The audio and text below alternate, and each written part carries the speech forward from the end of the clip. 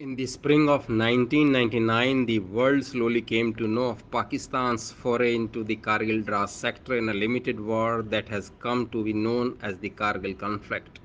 India's military response to this Pakistani adventure was codenamed Operation Vijay. Islamabad likely had several motivations: a desire to redeem itself after its humiliating defeat in the 1971 war with India, India's occupation of the Siachen glacier, and finally a desire to exploit of its newly confirmed nuclear capabilities to achieve those lasting political changes in Kashmir that had hitherto eluded Islamabad. So, Pakistan motivation for conducting the Kargil operation has been a matter of controversy, especially for most outside observers. Why would the Pakistan government and army jeopardize the peace process with India that came alive in February 1999 after many decades of failed starts and unsatisfactory conclusions? So, why would Islamabad risk a major war with India, one that could have escalated to the exchange of nuclear weapons, for a relatively small or reorientation of Kashmir line of control?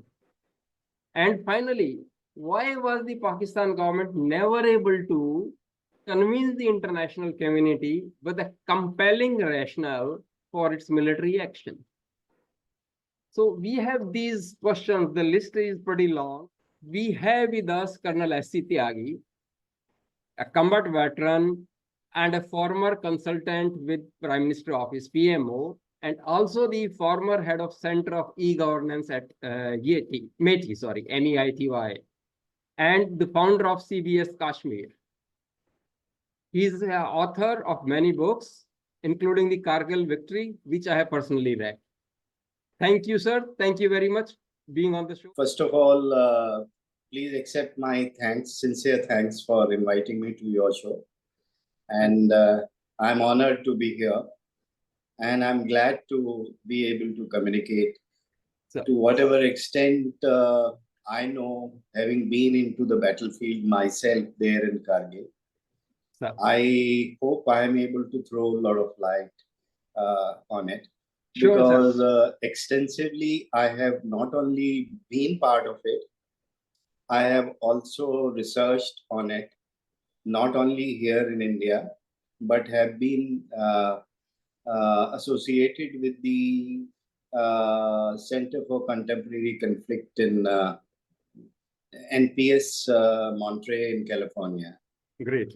Where even not only the people from think tanks in India or in America, but the Pakistani think tank people were also present at the same very time and were putting up their points very forcefully. Why and how and what wrong and who did what. So that being my background, I'm privy to quite a lot of information. Yes, sir. We have the privilege, sir, to have you on this talk, sir. I'm sure my viewers, my channel viewers would greatly be benefited from your experience and your insights on this particular topic, sir. So, sir, first of all, please take us through the Pakistani psychology starting Kargil, as their situation was quite cloudy and opaque at that point in time before the launch of, especially before the launch of Operation Vijay. What was that psychology, sir, that made Pakistan to attempt this misadventure? So everything looked as if everything is hunky-dory and everything is fine. He returned back very happily from Lahore. But he didn't know that at the same time, perhaps there were people who were climbing the peaks, or even much before that. That timing is not yet sort of established truthfully until unless someone accepts his, because there are indications whether they did it before February, they were doing it 1 year before, or they did it immediately after that, which is impossible because the preparation on the top, which we discovered after attacking those localities, indicated that it takes a long time to set up that kind of bunkers and establishment on top, Sir. including their headquarters and their posts. Almost 130 places they had carried out this kind of intrusion. So, be that as it may, whenever that happened. But the point is, at that time, the incursion took place. Right. And we discovered it in May, on May 3rd, in 99, when a shepherd right, sir. So, at Batali. Immediately after when it was discovered on May 3rd, there was, I think, CCS meeting on May 24th, sir. And where it was decided to launch Operation Vijay. Yes. Right. You are right. And, so in that particular meeting, sir, I still remember Mr. Atal Bihari Vajpayee did mention that it's a kind of a war-like situation. Yeah. Okay, good. So that adds to the scene building. Right. Now, sir, I have one more point to add here before I take your answer, sir. So I understood, sir, that it almost took a 2 weeks time, sir, for Indian Army, especially to determine the extent of incursion and strength of the enemies. And it could be a recipe for a defeat in the short war or limited warfare, sir. So how it is this, sir? So yourself. Yeah, first, if you permit me to complete the first question answer. You see the psychology of Pakistan to do this. So what it has come out, and it has been established that either Mr. Nawaz Sharif was totally ignorant, which is almost 90% established kind. He has also apologized very recently in a interview, not an interview, in a meeting when he said that we backstabbed the Indian government by doing Kargil, by accepting his mistake. Actually, it was a brainchild of Mr. Musharraf, the President Musharraf. Yes, sir. So Musharraf was the army chief. Right. And I'm given to understand that somewhere I have read, but it has not been established. I cannot authentically say, but I think Musharraf had a personal agenda.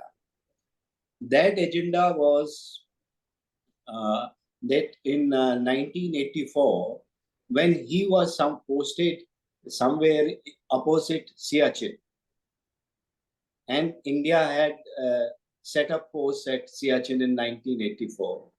So he had personally felt let down, whether he was the brigade commander as per the article which I read, which says that it was the brigade, he was the brigade commander and he lost Siachen to India. So वो grudge तब से carry कर रहे थे वो. So he was carrying that grudge that he wanted to redo it. Of course, 1971 defeat and dismemberment of Pakistan and creation of Bangladesh was again playing heavily. And third, they wanted to, you see, the situation in the Kashmir Valley was very well settled. And there was hardly, the militant activities were at a very low ebb and they were under control in 99 when this happened. Right. So it took us by surprise because they decided that since it is not getting beneficial there, it's not progressing there. So they decided to sidestep and they said, okay, let us stop this road, which is going from Srinagar to Leh, National Highway 1 Delta, right. That we will block this and we will climb. Yeah. What Pakistanis said in their previous conferences, in the conference which I attended, they said, no, it was just low-level junior commanders. They felt that we will occupy this and they kept moving forward and nobody stopped them. So they kept, and they reached the LOC and Indian Army was sleeping. So out of these 2-3 points, Either one of them is correct, or all three are correct, or there is a combination of all three. But besides the nuclear overhang, why did they do it? And nuclear overhang means India and Pakistan both had the nuclear weapons, and the And everyone's they worry recently was that claimed it. I mean, they achieved it, the nuclear capability at that point in time. So probably they wanted they to had. test it if need arises. Yeah, true. Yeah. So Pakistan and India fight under nuclear. It was people say that two democracies. It was a democracy then. Right. The two democracies do not fight if under when they have the nuclear weapons with them. So people thought that they cannot be a war. So they thought that instead of calling it a war, and actually for a long time we called it a battle. Battle, right. Kargil battle. Yeah. Big battle means a smaller, and we did not cross the line of control. Right. So it was a limited war, you can say, under the nuclear shadow. Right. So that answers your, I hope, the Yes, first yeah, question. I got the answer. So, And the second, sorry, please. the second question, can you please prompt me? What was that? I lost the thread. Okay, no issue, sir. I'll repeat that, sir. So I was asking that when, I mean, it took almost a couple of weeks for Indian Army to figure out there is intrusion happened, there the armed forces or there the militants being deployed from the Pakistani side. So Okay. why was so, sir? I mean, where did we, what took us so long? Where did we go wrong, sir? Where did, you see, they were, it's not that the local intelligence was not working. The intelligence was working. We had reports that there are, helicopters underslung load in Pune and Siari area, which is opposite Batalik, somewhere near on the way to Siachen from Pakistan side. Somewhere Batalik, across Batalik, they were underslung loads being unloaded. They were in Gultari area. There were some, some battalions which have been reinforced, or changeover has taken place. Summer posture. For that, a new battalion has come, something like this. And there were flashes of lights seen on Tololing and other places. But it was somehow ignored at that point. Right. Maybe a long lull in Sir, Kashmir there was a unsaid rule laid out between both the sides कि winters में withdraw कर लेंगे वहाँ कोई नहीं होगा. Probably उसे Absolutely. I remember when first time I was posted to Kargil. My first posting in the army. So I call Kargil as my birthplace in the army. Okay, great, sir. So in 1975-76, when I was there for about a year and a half. When world never knew about Kargil. Nobody had heard where is Kargil. We could never pinpoint and tell where I am. I used to say I am on the border somewhere. So no one knew where is Kargil. And so there, a post across us where I was. So one day a soldier comes who was on the sentry duty from Pakistan side. He saluted. Oh. Because we always remain in uniform. Right. Or he didn't say Jai Hind or anything, but he saluted. And then he said, साहब क्या मुझे एक Jersey दिलवा देंगे जनाब? A pullover. Right. Warm pullover. Can you provide me with one? It's too cold. I said, why don't you ask your officer? Why are you asking me? I am Indian Army officer. I also, when you are all alone on such heights, whether you are Indian or Pakistani, at times pleasantry of exchanges do happen. Sometimes, or not only pleasantry, competition. Because I remember we had lost a match to Pakistan. So there were drums being played on the other side. Yes, That Pakistan has won, Pakistan read that Zindabad. in newspapers, yeah. So this kind of without firing at each other, so when there is when there is peace, that time the soldiers do, when they recognize each other very well. Oh, Right. again he has come on duty, and so they know. Okay, आज आप फिर आ गए जनाब, आपकी duty फिर हो गई. वो तो होता साहब क्या करें. So this kind of exchange of words sometimes does take place. Otherwise, mostly it is the bullets. Right. So that puts you at lull. Yes. And that is the reason that we ignored and did not, come to know or analyze you did not do the scene building. You did not put two and two together, that if this is happening, this could happen, and these are the areas where they can come. Nobody analyzed it. So somewhere someone failed. Okay. Okay. Yeah. Thanks. Really, I mean, I appreciate. I mean, you are responding with so much transparency. Thank you very much, sir.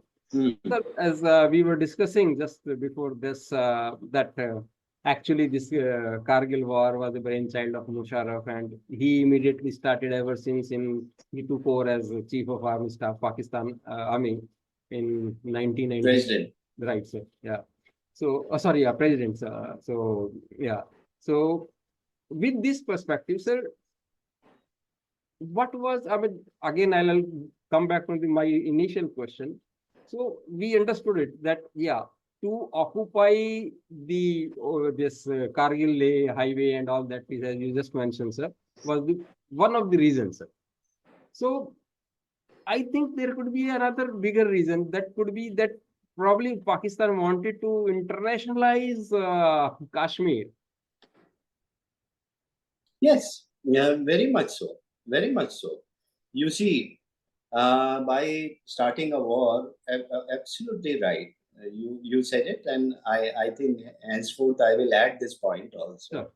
That the three reasons I gave, fourth reason is this. Yeah. And another reason which I feel, although they could not have ventured that kind, maybe, if they were successful in crossing the highway also and occupied on the other side, then we had only one other road available.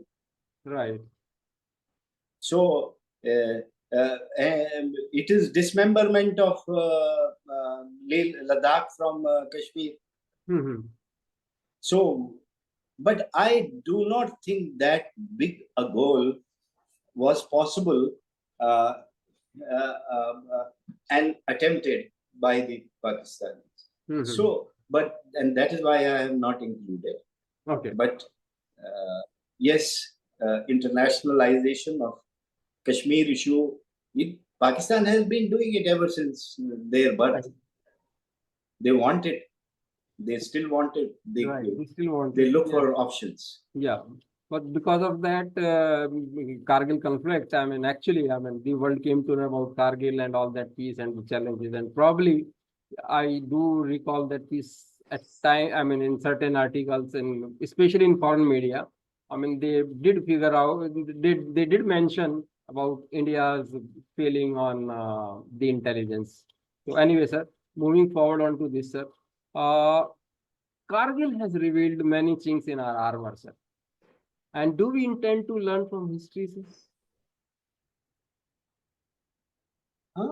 You see, you can't say that we have not learned any lessons. No, I'm not saying, sir. I'm just asking, sir. I'm not saying. No, I'm also. Sir. I'm also coming to that. Sir. You see, we have you see, the failure had been lack of integration of the intelligence. Now that intelligence is a very big issue, whether it is the local intelligence, the battalion level intelligence, or civil intelligence, or the IB or RAW, or whatever we have, uh, all our intelligence agencies included together. Whether it was a broader intelligence, who failed, that is a separate issue. We're not discussing what failed. What was the loss was the collective integration and integration, and for which the government had set up a Kargil review committee. And as a result, you see, because of learning a lesson, that yes, there was some failure, there was some gap. So that gap needs to be done, and you find that Chief of Defence Staff has come up. So this integrated defence staff has come up. So all this is a lot has been, whatever were the gaps, a lot has been, and which in any case, you prepare for 10 things. Sure. In a battle, 11th or 12th thing will happen. Yeah. So you cannot say that everybody is perfect. Even Israeli army had to cut a sorry figure when the Palestinians crossed across on 7th October. Yes. So, everyone, everywhere, if somebody wants to surprise you, there are ways and means that you can bypass and find existing gaps. We have learned, we have plugged those gaps, and we hope that there are no more gaps. But as I said, you plan for 10 things and the 11th happens. So that no one can stop from. So things can happen, but not to that extent or not of that scale, I hope. And I pray and I believe. I'm sure, sir. I'm sure. So yeah, we have learned the lessons. We have. I'm sure we would have strengthened our intelligence as you right. Yes, we have. Yeah, we have. Yes, I'm sure, sir. So, sir, I must admit, as a proud Indian, that militarily, politically, or diplomatically, Operation Vijay was a great success. No doubt about it. And where we not only proved to ourselves within India, but definitely at the international levels. So, sir, without doubt, it at the same time, it was a wake-up call also for us. From the standpoint that where we have to improve upon, what we have to do, what we had not been doing, what we going forward, what we will be doing. So on this, sir, I would like to play a very short video of outgoing General Major Pandey, who did talk about something about his future plans of the Indian Army. So I will play this, sir. भारतीय सेना हर चुनौती का सामना करने के लिए एक युवा, आधुनिक, तकनीकी रूप से सक्षम, शक्तिशाली और तत्पर सेना के रूप में परिवर्तित हो रही है। इस लक्ष्य को स्वरूप दे रहे हैं भारतीय सेना के परिवर्तन के 5 स्तंभ।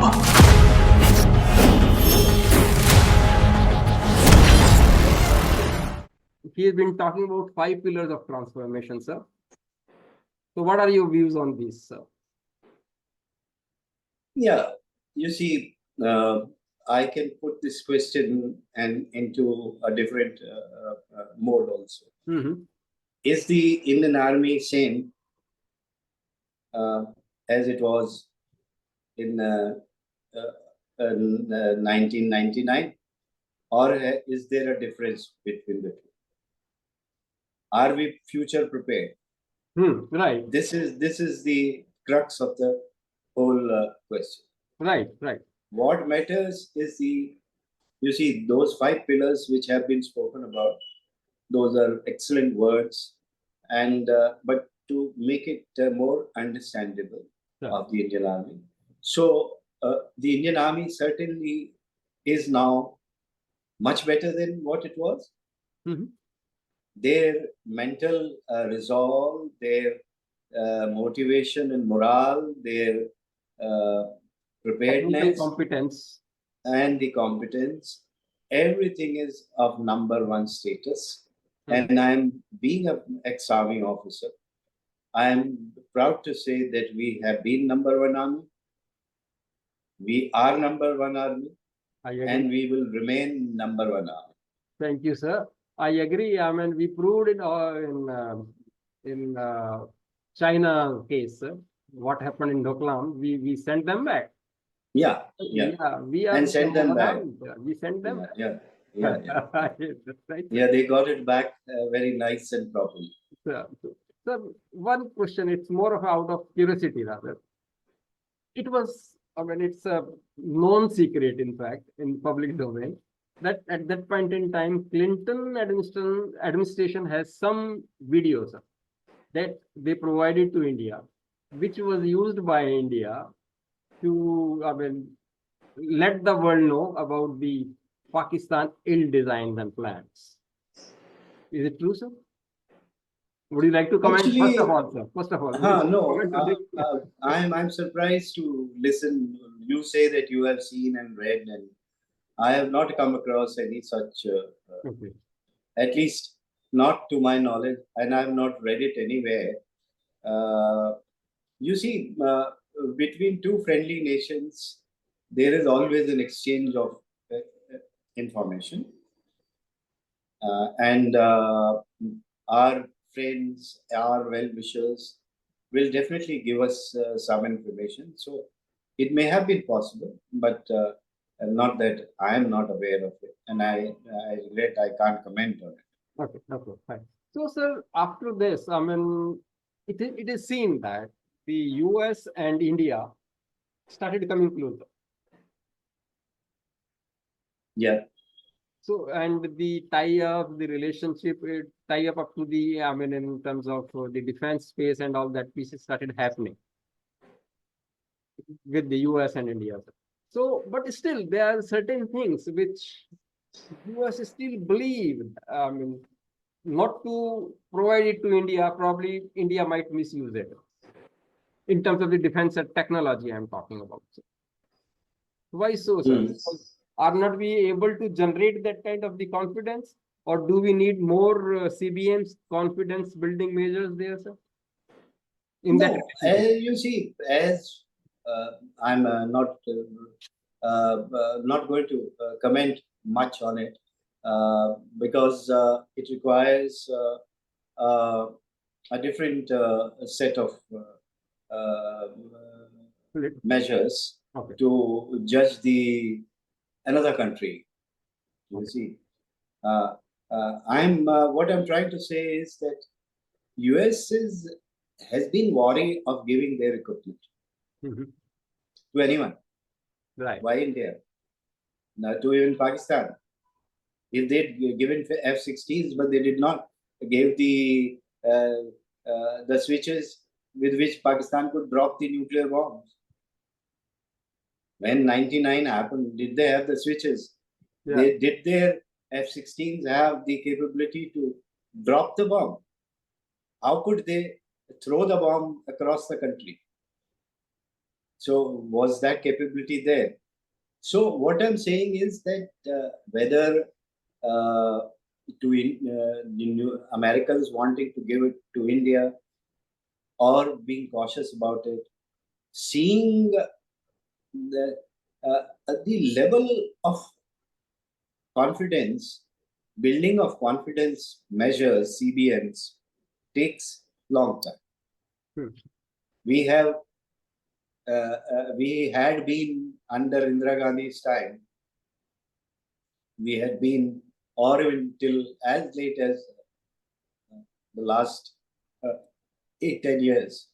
Pro-Russian, pro-American, they were the two. So the Americans have not trusted much. Maybe that their interest did not lie. It's not the trust alone. The Americans or any other country for that matter, I'm not commenting on America, any country would look at their interests first. What would benefit them, whether to give it to Pakistan or to give it to India, or to give it to someone else, to China, or not give it to China now, not trusting. So that switch takes place, which has taken place now, and more recently in the recent years, that the Americans have started reposing interest in India. They formed a quad. You know the quad, quad countries. Quad countries, yes. So the quad countries, even now they're going to have a recent conference in India. The Americans have declared yesterday or something that the heads of the conference will take place here in India. I do not know much details. So now, because of the Indo-Pacific reasons and China's emergence in this sector, things have changed. So the interest towards India has deepened. And India has also played the game well. Not the game, the cards well. Yes. That they have kept the Americans and have trusted and accepted a few things and given a few things. So all this give and take in the foreign policy keeps on happening. And there is a tilt towards India, and there is a strong bond between the two countries. And I'm sure they now trust and barring a few episodes here and there. And especially, you are right, as you rightly mentioned, that in the changing geopolitical scenario, it's better for American interests to come closer to India. Rather than Pakistan. And probably world is started seeing it, probably Pakistan has also started seeing it. And that's why we can see there is an anti-US mood in Pakistan. Yes, very right. You see, until Americans were in Afghanistan, Pakistan was a very essential ally for them. So at that time, the Americans always placated, rather believed in whatever Pakistan needs, to whatever extent they could grant, they did it. They gave physical and financial aids to Pakistan, the weapons, aircrafts. So all that was given, but it's no more the game, no more the requirement.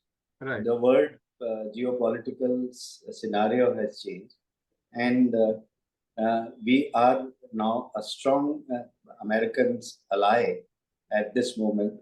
They couldn't have been any better, barring a few hiccups sometimes here and there. But there is a maturity of understanding of each other. And the relationship is nurturing on a continuous basis.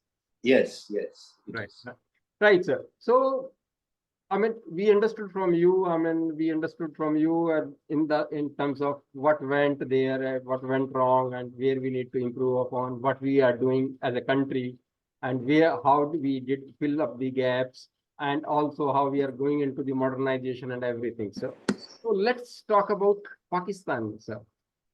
Would you like to share your information, your knowledge with my viewers that how Pakistan has changed its preparedness in terms of strong counterpart in the region as a counterbalancing force? Have they gone into the similar kind of the transformation from the army or armed forces standpoint, or the gap started increasing because we started moving with a bigger, higher pace? Yes, you see, if you talk about some specific fields, obviously, like I said, no army stays the same.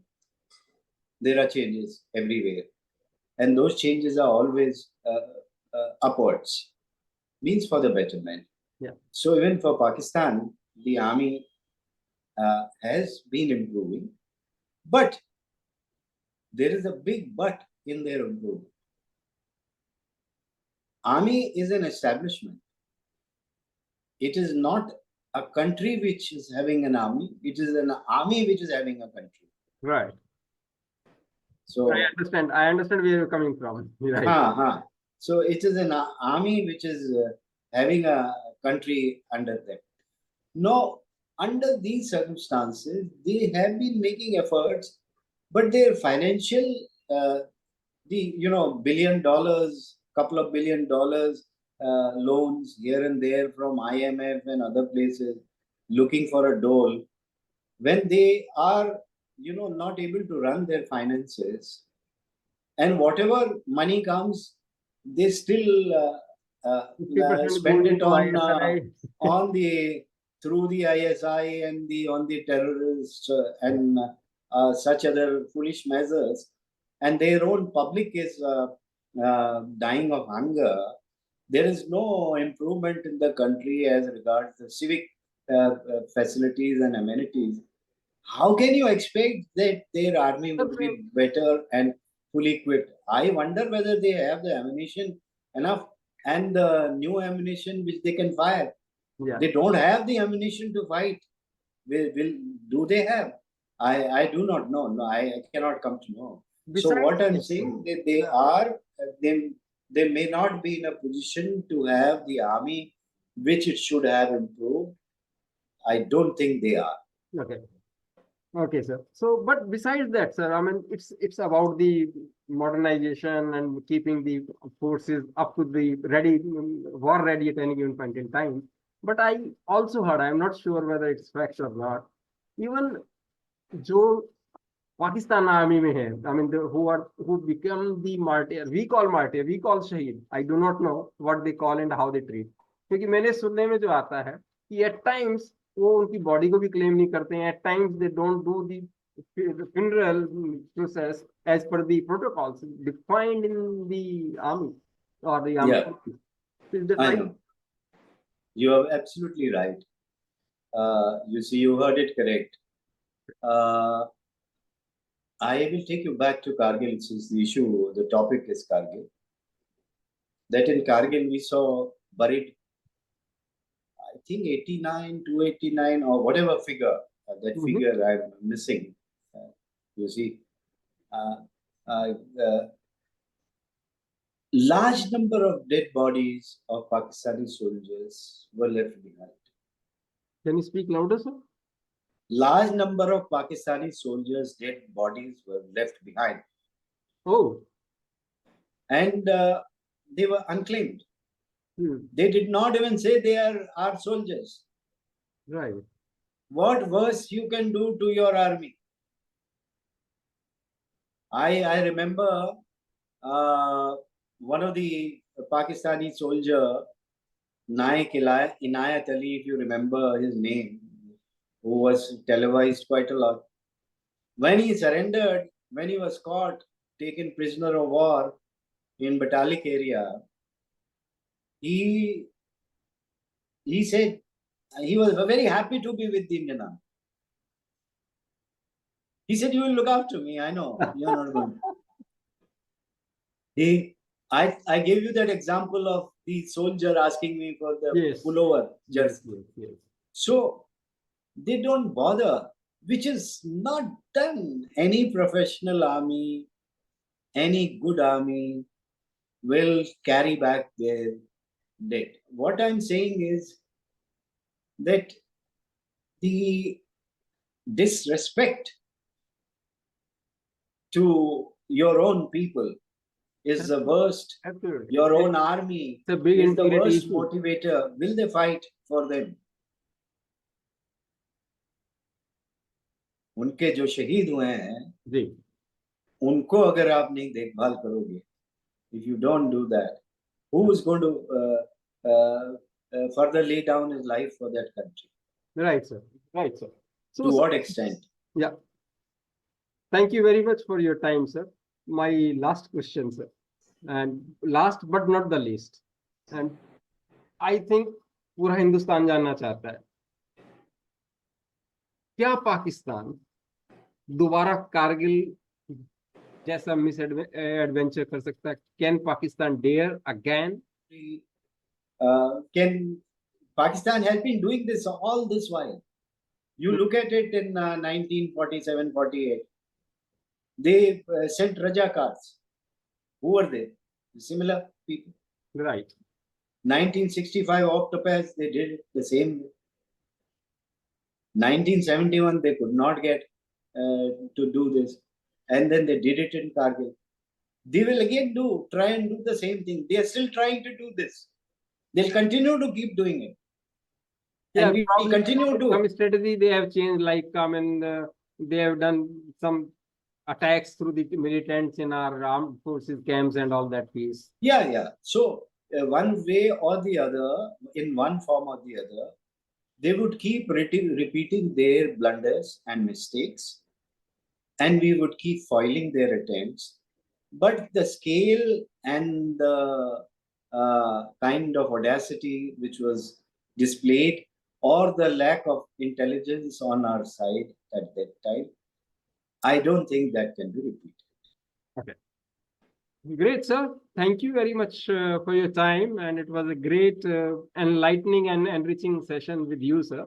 I'm sure our viewers would be happy to hear your comments, hear your views here.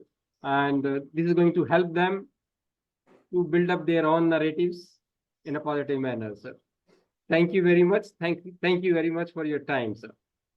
Thank you so much. And I look forward to some comments from people so that I learn wrong in saying something.